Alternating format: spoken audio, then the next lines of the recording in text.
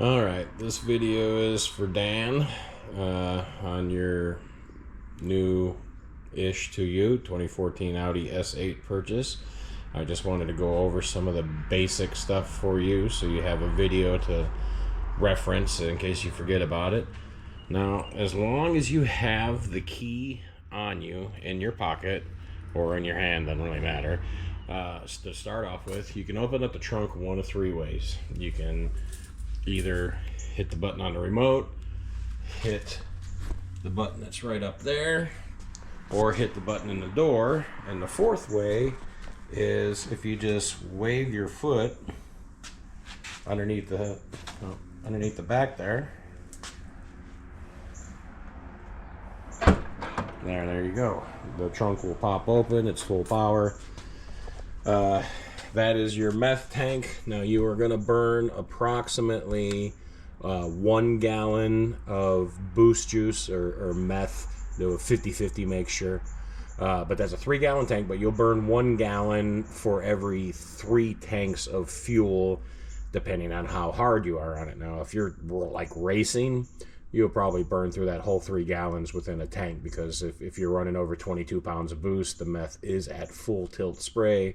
So it'll empty that tank pretty quick, but the car can run without it. It does not need it, and it is just a safety precaution to add more power. So if you're not in the high power modes, you don't really even need it.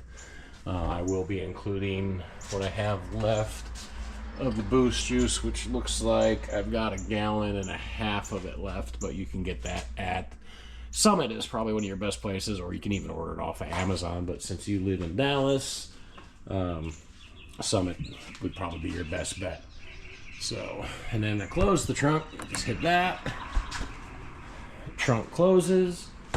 Now, the car is also got drone mobile, which I will transfer over to you. So via your phone, anywhere in the world, you can track the car's location. You can remote start the car. You can see if it's locked, if it's off, what the power is of the battery, when it's due for its next service. I usually set the service intervals at 3,000, even though 10,000 is Audi recommended. I like the shorter intervals just because I like to take care of the car. But with this, you just press and hold, and you'll see the car responds. And it starts up.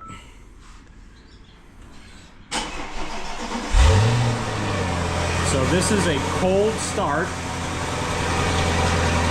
which is why it's so loud, because the exhaust valves are open. Everything in the front of the car and the engine bay is going through its test cycles. The wastegate actuators are going through their cycles. All the pumps are firing up, the air ride pump, all of that stuff. So it will be loud for its first, about 15-20 seconds. And then you'll hear in just a second, it'll quiet itself right down. There you go. So it's starting to get up the temperature. Now to move to the interior. Now if you're using the drone to start it, the auto touch for this does not work, so you have to hit the remote to unlock it. Now if you're not using the auto start, you can just touch it normally and it'll unlock the door, but that's just a safety feature because the car doesn't know that the key isn't in the car or isn't with you, so it just assumes somebody's trying to grab the door. Which is why it does that. It's just a safety feature. So let me pause that, and let me shut that up. So there we go. As you can see, car's got 0 warnings, 0 errors. The tachometer is at 5,400 until it gets up the temperature. As soon as the coolant hits 190 degrees and the oil temperature hits 140, right now it's at dashes. As soon as it hits 140, it'll give you a reading. But the tach will automatically go up to 7,000 RPM. That'll change your red line to 7,000. This display here the B-Trez unit, also, you know, as you can see, it shows your oil temperature and your coolant temperature. So not until that's at 140 and that's at 190 will the car release its full power potential, or you know, at least not let you go up in red line. So this is your B-Trez unit, really killer unit. This will show all of your basics, your high pressure fuel pumper, high pressure fuel pump, low pressure fuel pump, your air to fuel ratio, whether or not it's reading any knock, how much it's actuating the wastegates, and since we're not on boost or anything, it's, you know, they're pretty much closed, and your boost. And it'll even show you your peak, and it'll do a little pit mark wherever the peak was. And it does that for all of these. Like for your knock sensor, this red line will be there, but there's 8 individual ones, so you can see which cylinder it is that is knocking, if it is in fact knocking.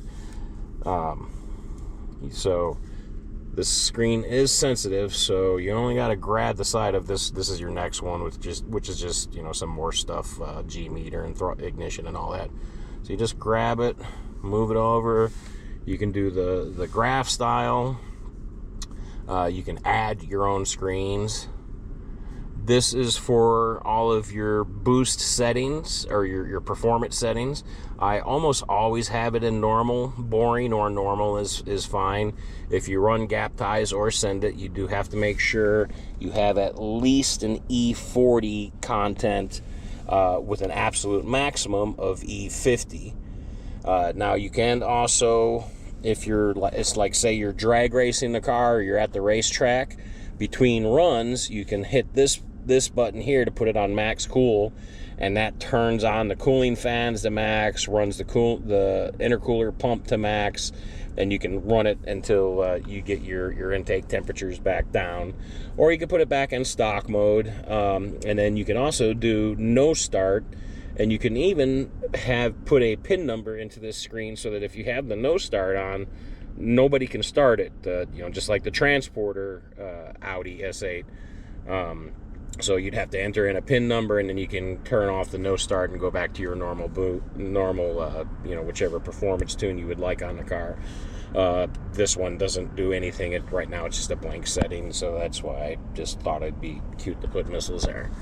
And then you also have your data logging graph down here, and I know it's kind of hard to see, but right down there is your USB flash drive. So all the data logging the car does automatically goes to that flash drive. So if you do have a tuner that wants to make any adjustments, you can just take that flash drive out, load it into your PC, and email the file to your tuner of choice. But I always keep it on that basic default screen. So the car does need to have 93 in it at all times, and if you want to do an e-mixture, all you do is grab the bottom of the screen anywhere and lift up, and then you can click on ethanol calculator, and let's see, the car's got a 1/4 tank on it, so it's saying in order to get to an E40 mixture, you got to add 6.5 gallons E85 and 10.2 gallons of normal 93 octane. And that system seems to always be within 1 or 2%. And you can change the percentage. So like if you wanted your ethanol percentage different, you just type that, hit that button, and then you type in what percentage you would like, and it'll recalculate for that. So moving along, inside the center console, this is your AEM methanol controller, and it picks the low point where the methanol starts to spray, and then the max point where it's already at absolute maximum spray. And inside of this vent, there's a little red light. So when it's faint like that, you know the system is armed, and you can shut it off if you don't want it.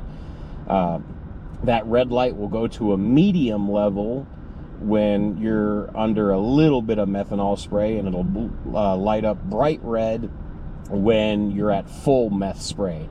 Now, if you're not on the throttle and that light is bright red, then that means that the methanol tank is empty and you need to refill it.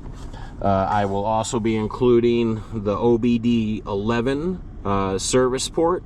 So that plugs into the service port down there where the Dyno Spectrum dongle is currently plugged in. That's what connects to that and controls all the tune. But you can unplug that and you plug this in, you load the OBD11 software onto your phone. Let's see here, and I have it here somewhere. I forgot where it is. But you just download the OBD2 software to your phone, and then you can read all the codes. You can even change some of the settings, which I've already done. Like I don't have a seatbelt chime turned on. I can close and open all of the windows with the key fob, or just by holding the handle or pressing the lock button that's on the door handles themselves. I do pretty much stream everything. It does have an SD card loaded up with music, but that's hidden behind that display, and basically you'd have to remove the display to get to that SD card. Let's see, moving on, of other little things to think about in this car. Let me go ahead and shut it down, and I'm going to show you some of the stuff under the hood. Some of the non-stock items, that is.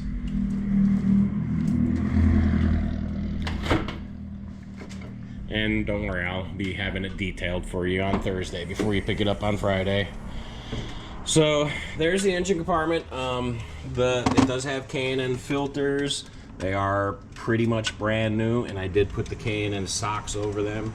So you should be good for at least 20,000 miles on them. Now, since this system does have a divorced intercooler on it, we made a custom surge tank, because the intercooler for the turbos no longer shares the coolant with the engine like they do with stock. So this is your surge tank here. That's your fill port. Just uses regular coolant. Same coolant that's in the car goes inside here. Goes inside that tank right there. I can't really think of anything else off the top of my head that is different about it. As far as stuff that you need to pay attention to, that's not already stock and inside the factory owner's manual. But, well, I'm really going to miss this car, and I think you're really going to enjoy it. It's a very special car. There's not many of them in the world. This thing has been fully touched. The only modification it doesn't have is upgraded valve springs, but that's because I'm not shooting for 1,200 horsepower. I figured 800 regular and 1,000 if I went full E50 and put it on full gap ties. That's more than enough. I only ever wanted 700 horsepower from it, so no reason to throw more money into it. Everything has been serviced, fresh oil change. Tires are new, brakes are new, engine mounts are new, air ride system is new, front struts, all the control arm sway links, all that. That's all brand new. It is fully ceramic treated, ceramic tinted windows, leathers, all been ceramic treated as... Uh-oh, did I leave my key in it? Yep, sure did. So, that's right. That is another thing. This is your base knob. Do not try to pull that out. That is no longer a 12-volt port. That is for if you want more or less bass. So that's bass all the way down. That's bass all the way up. I normally run it right about there, give or take, depending on the kind of music that I'm listening to. And then when you close the door, it's fully hidden away. but that works perfectly. It's nice and hidden, nice stock.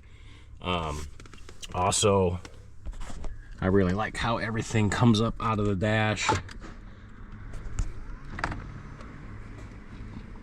I love how the tweeters rise up and the display rises up. It's such a great car. Well, anyway, I hope this answered all your questions, and I hope you enjoy it. Oh, you get to see the display boot up here, which takes a second. Oh, come on. There we go.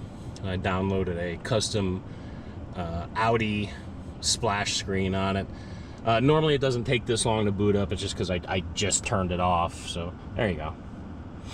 So it'll automatically boot up every time you start the car. It'll give you that custom screen, and it'll just go straight into the gauges.